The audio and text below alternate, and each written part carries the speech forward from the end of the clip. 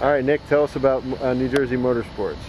New Jersey Motorsports, well, it opened earlier this year.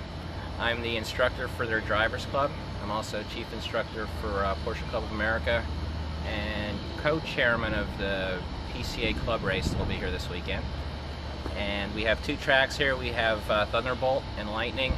Last week we hosted the Coney Series and the Rolex Series on the Thunderbolt track. And I drive my 930 here about 5 days a week, and it has the UnwiredTools programmable fuel regulator. And if it wasn't for that, I wouldn't be on the track this year. So I'm the poster child for the UTCIS. Excellent. How long have you been running with it? Since the beginning of this season, probably started in May or June, and I have over 1,000 laps on each track, and the car's 21 years old and now very competitive. The issue I had, I couldn't get enough fuel into it, and when I gave it all the fuel I could get, then it would get extremely rich at lower RPMs.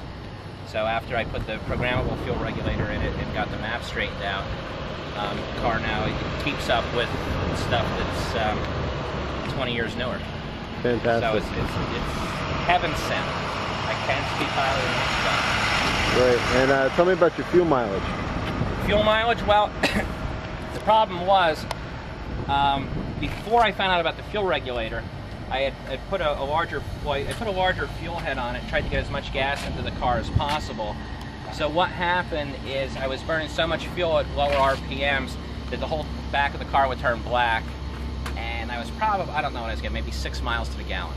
Okay. But then still under full boost at redline, the car would lean out. So even when the mileage was low and I was dumping gas in it, I couldn't get enough fuel under boost.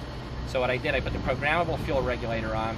I dialed the fuel back at like the 4,000 RPM range, thereabouts, and then bumped the fuel way up at 6,500 and above, or 6,000 and above.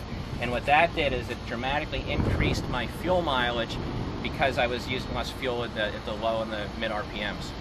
So I haven't actually figured it out, but I think it doubled, and I'll have to crunch the numbers. I'm just too busy doing other numbers right now. But the other thing you have to look at is race fuel's $8 a gallon now.